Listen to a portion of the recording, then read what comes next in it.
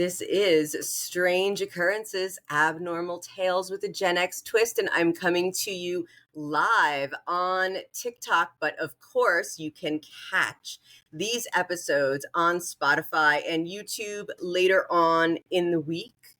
I am Rose Stone. I also go by Miss Reish Life on all the socials because I also talk simply luxurious lifestyle on a budget.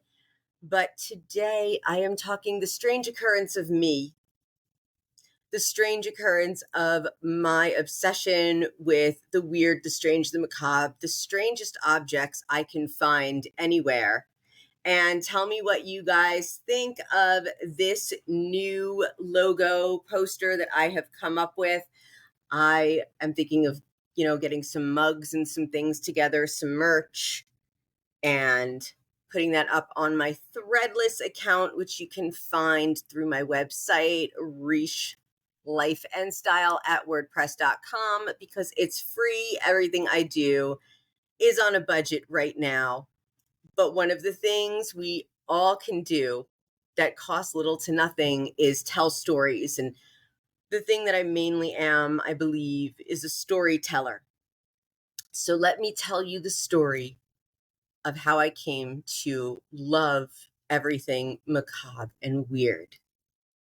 So my personal belief is I was born with the gift of the third eye, the foresight, the whole thing. I do read tarot cards, and I've got crystals and candles and all sorts of weird objects all over the place. And I just have always been drawn to dark colors, dark stories. I am one of the people that watches true crime to relax with my bowl of popcorn and maybe some tea at night. And I'll tell you a really funny story is I haven't had a manicure pedicure since my 44th birthday, which was right before the lockdown, February of 2020.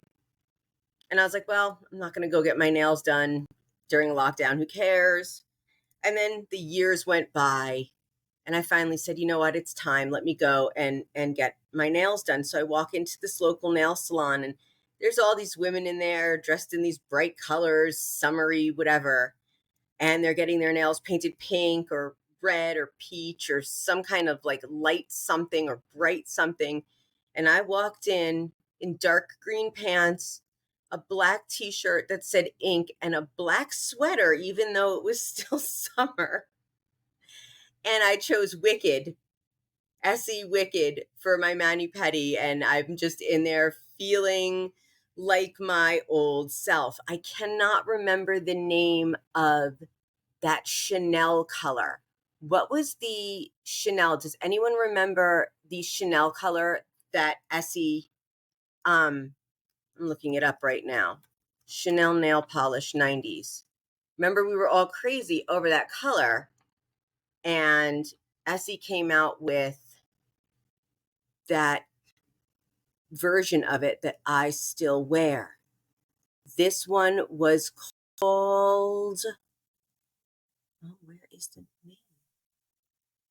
But anyway, that's the color that started it. Why aren't they giving the name of this color? It's driving me crazy. Oh, Rouge Noir. So that was in all of the fashion magazines back in the 90s when everything was going like dark and goth. And I just went with it all the time. Most of what I wear is deep dark colors. I don't look pretty in bright. I like my walls painted dark too. So my bedroom is a dark gray, and at night it looks like a tomb, and that is the way I like it. No light, just some white noise, or I think I use brown noise, and I don't like to see a night light, nothing. So if anyone else sleeps like that, like in the pitch black, as dark as you can get it, let me know. So talking about all of these stories that have to do with the paranormal, ghost stories, haunted, cryptids, deep in the woods, all that scary stuff. And of course, I have spoken about UFOs, UAPs, lights in the sky, things like that. you sort of just take on that persona if it's your interest. So I'm kind of in the process of letting the goth fully take over. So one of my secrets, though, if you really want the great stuff for Halloween from like Home Goods or TJ Maxx or Marshalls, is you have to go in August. So earlier this month, I took a run through Home Goods and I was like, well, I'm not going to buy anything unless it's really great. And what came along? A flat black candelabra with skulls on it. And it happens to be Martha Stewart. And I was like, oh, Martha, okay. But she loves Halloween. So it's got, a 3 candle holder. And I had some white candles at home, of course.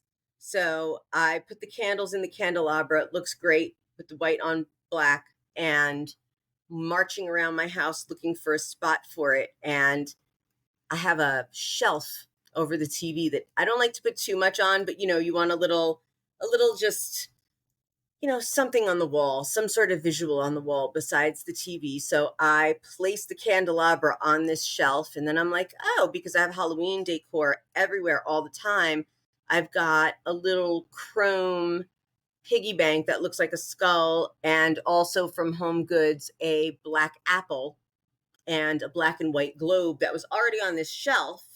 So I'm like, all right, let me put this all together. And the wall is painted a dark blue, but now we're both staring at it going, something's missing, something's missing. So now we just ripped down all of the wallpaper that we had and took down this border and all the pictures, and we put the pictures up in the hallway that I wanted to cover with pictures anyway. And we're going for a dark, almost black green on all the walls in the TV room, the living room that has the fireplace, and some of the dining room.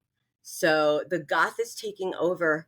The dark, gloomy in my soul is affecting the whole house because all I do is talk about strange occurrences and weird stories. Now, this goes back to childhood. So I started watching horror movies in the 80s with Friday the 13th and what was the Nightmare on Elm Street and Halloween. And a friend of mine would have these slumber parties every year, and we would rent a horror movie and freak ourselves out and then stay up all night.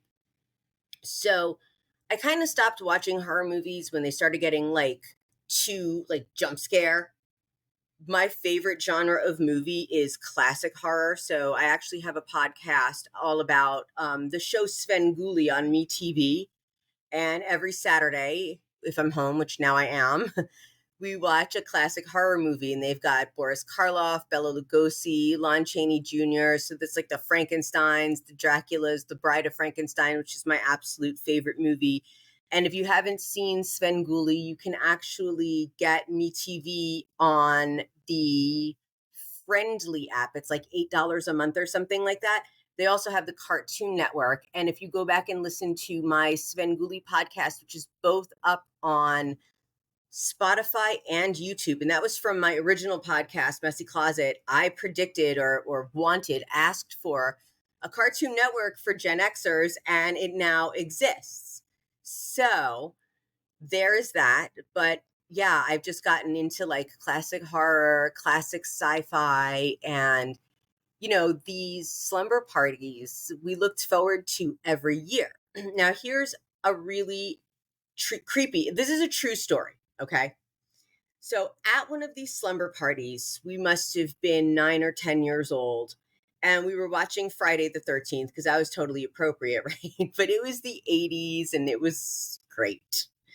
So we were sitting, my friend and I, it was the birthday girl, we're sitting next to each other on the floor and leaning against the back of the sofa. And her mother was watching the movie with us, sitting right above us. And her right hand was on the armrest, right? So this is her right hand, minus the dark nails and tattoos. So here's her hand, and it's just resting on the armrest. And for some reason, My friend and I looked over at her hand. We both saw this. Two of us saw this. We still talk about it. We say the hand. Her mother's hand literally shrunk into like a brown gray zombie looking teeny tiny little hand and arm, and then grew back to its regular size hand, all while we're sitting there watching like Nightmare on Elm Street or Friday the 13th or one of the two. And I don't know, maybe Gen X are literally desensitized to like freaky things like that, but it's not like we screamed and ran away. We looked at each other and just went, "Oh my God, did you see that? Yeah, I saw that. Okay, me too." And we went back to watching the movie and then stayed up all night. But we still talk about it to this day. It's like so crazy. What do you guys think, by the way, of my new logo? Too much? Should I go back to the old one? Should I keep it the same? Do you like this? Is it like boring? I gave it some more like gothy kind of, font, and that just feels more like me. And that looks like the candelabra I was just talking about. Picture a skull right in the middle and three skull heads holding up the candles. So that is like one of the creepiest stories that happened. And since it's officially spooky season, in my opinion, I had to tell you that story. Now, I have to say, I think I told that story only once before when I had some guests on my old podcast and we were talking about creepy things because we started talking about stranger things. And I think that's where the name Strange Occurrences came from. I don't know. I think I was just inspired by everything back in the 80s. And if you've watched any of my lives, I talked a lot about Mandela effects. Now, this place being what it is where I live in the Catskills, has a lot of like UFO, UAP, like aerial kind of activity. And there's a lot of evidence of it. You could look it up anywhere. Look up Pine Bush, New York, and UFOs.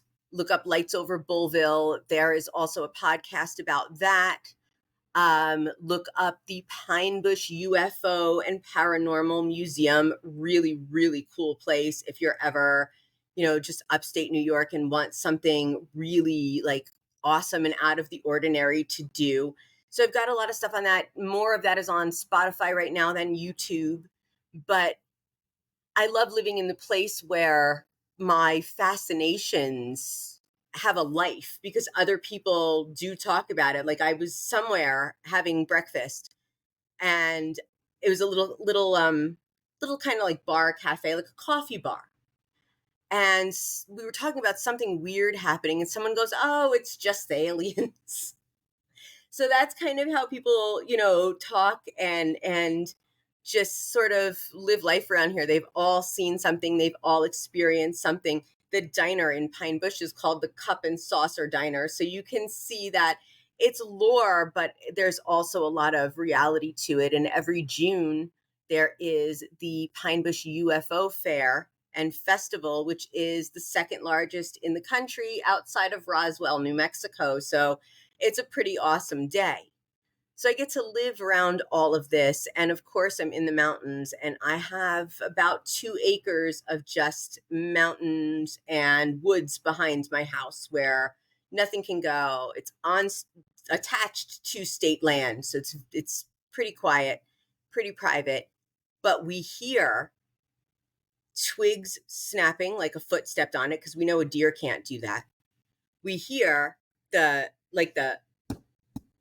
like that, and I click back with sticks sometimes. We hear weird yells and we find trees, live trees. And I've got this somewhere on my TikTok. If you guys just keep scrolling through, there is a video that I had of a live tree.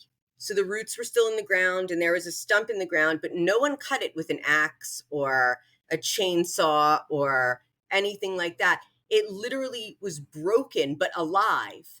And then it wasn't the top of the tree, well, the top like 10th of the tree basically, was not, how do I put this?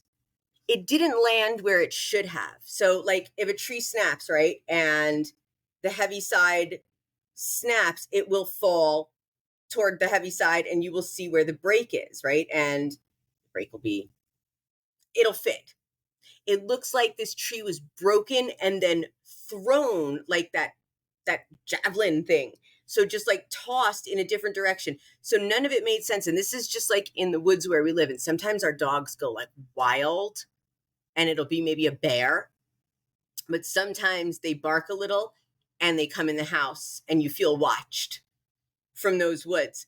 So, people around here also have, like, if you've ever seen the wooden cutouts of bears, but also of like the Sasquatch. So people have those around here. And, there's a lot of people looking and saying that there's evidence of all of that. So it's a really interesting place, not to mention it's right above the haunted Hudson Valley. So New York State in and of itself is a very haunted state because it's one of the older ones and it was most all Native American land until all the settlers started coming in. So there's a lot of everything here.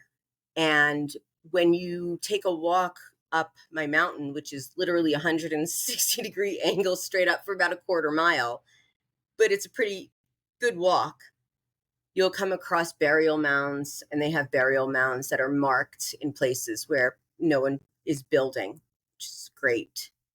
And we found what we believe was an ancient native city because we found these very old, very tall pieces of wood.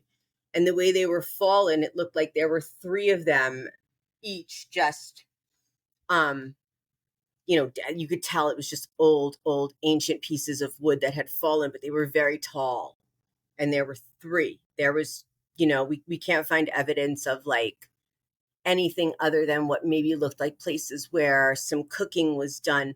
But what we did find is extraordinary are boulders that are carved into the shape of turtles, because this was the Lenape tribe, the turtle clan of the Lenape tribe. And this has been private land for 201 years, and we still have ceremonial fire rings made out of white rocks and a cooking ring that's right in the yard that no one's ever touched for these 200 years. So there's a lot here. There's a lot of spirits here. You can hear them sometimes. I swear I hear drums in the woods. And there's a particular part of our property where you go walking up and you can hear voices. You can hear a language that does not sound like anything I've ever heard before, an ancient language. It's Lenape.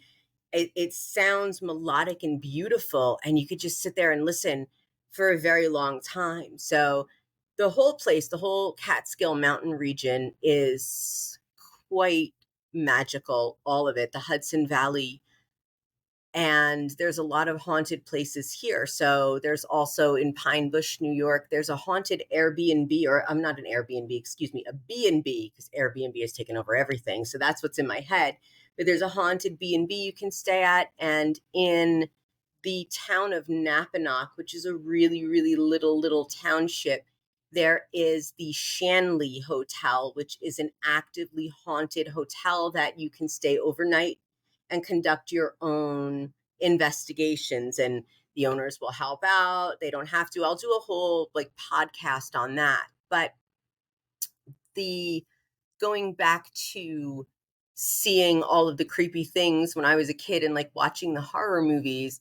Also, I grew up in a haunted house, and it was actively haunted with footsteps up and down the stairs and doors and windows slamming and apparitions and food flying off counters and dumping all over the floor. And I mean, some of the things that I've seen, I could get in deeper, like on my podcast, but there have been some incredible sightings there.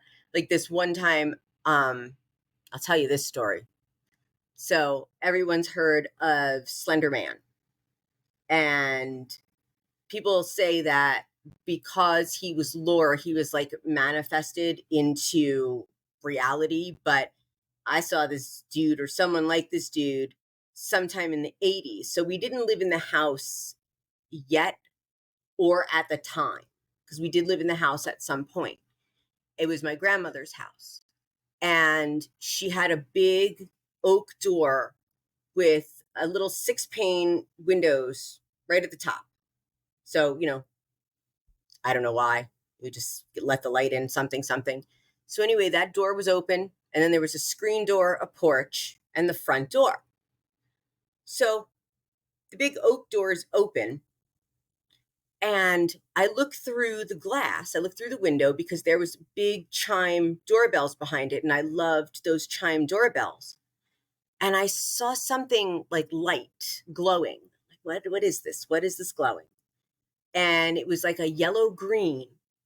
And they were high up, they were tall. Now, I'm only 5 feet tall right now. So as a child, we're talking, I'm like 4 something, 4'8". So I had to like really crane my neck to look up to see what this green, yellow, these 2 lights were. I'm like, 2 lights? What's going on with 2 lights? So I peeked behind the door, and I saw a shadow figure, but it was very clear. It was like, it was a clean cut shadow. And it was a man. He had a bowler hat on and like the 3/4 jacket with long sleeves and long black pants and black shoes. But it was the eyes, those green yellow eyes. Oh, it's freaking me out right now to even think about it. That I just, I still to this day, I didn't want to go back to the house for like weeks. I'm like, I can't go. And when we had to move in, I didn't want to move in, or no, maybe we moved out already. And I cannot remember. It was in the 80s. And what I do remember is my little sister was right next to me. And I remember she had on pink corduroy pants. And I picked her up by the waist of her pink corduroy pants, and I kicked open the glass door, and I threw her into the foyer, just to get her so she wouldn't see the eyes and the shadow man. I didn't want her to freak out because I knew she would have kept me up like for the rest of my life. So, I mean, that truly scared me. Like, I could not make heads or tails out of this. And my sister and I do have a podcast from my previous podcast. I'll try and find it, but where she talks about there's a spirit called Black Peter who comes to children and tries to get them to eat candy, and then like tries to take their souls. Like that's the whole rumor. I'm sure many of you may have heard of this, and I will go into that. But she remembers seeing him as a kid. I never remember seeing him, which is weird because I used to sleep over that house alone when I was 3 or 4 years old in the downstairs on 2 leather armchairs pushed together as a bed because that's how small I was. So I did that until I was about 6. And I never saw that. But in the middle of the night, I would open my eyes because there was a big doorway into my grandmother's dining room, and I would see a woman. I would call it a bell dress and a bun. And she was like a white apparition, and she would just like float around in there. So that's like what I experienced, well, some of what I experienced. That house was really interesting because I didn't understand what I was looking at the time, but now I do. It actually had ectoplasm on the walls. And if you guys have ever been in a really haunted place, it almost looks like oil is dripping on the walls. So down her staircase was always these dark drips of what I thought was oil, and it felt like oil. It was slippery, and it was always on her mini blinds that she got in the 80s that replaced her 70s vertical blinds, but in the same hallway at the bottom of the stairs. And I would always take my finger and run it across and go, oh, that's like so gross. So I would go and get like a paper towel or a sponge or some napkins or something, and I would try to like wipe it off the wall. But if I went back the next day, if I was there the next week, whatever, it was back. And I had absolutely no idea what that was until I really started like looking into it. So there were all sorts of things in that house. But when you grow up seeing these things, if they don't scare you to death, you normalize them. So here I am now bringing all of my gothness back around, finding the strangest objects I can to put in my home, darkening the walls from dark blue to dark green because you just can't get dark enough, in my opinion, on some walls. And just my whole mood is, I don't know, it's becoming more chill because I'm talking about things that I like and enjoy, which some of the other things I enjoy are theology and ancient history. And yes, I watch Ancient Aliens and The Unexplained. I think those are really great shows. I enjoy them, especially the ancient history lessons.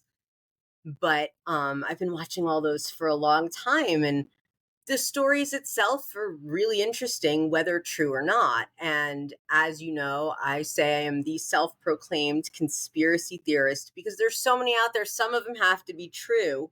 I'm not saying I believe all of them, but I like exploring all of them. I like bringing you those stories. So if you guys want to follow along, that would be awesome because I do find the weirdest stories that I can to bring to you.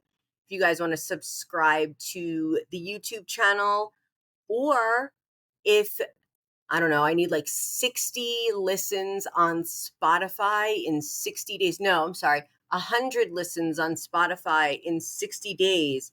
And I could get a subscription going where I could really go deep into some of the things that I want to go into.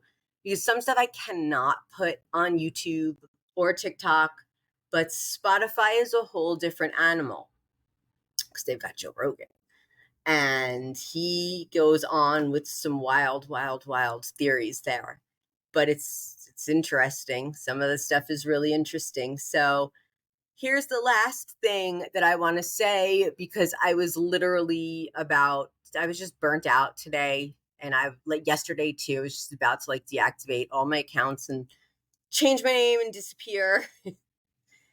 But I found my groove again because of your support, actually, you guys. Everyone that came in and told me not to quit.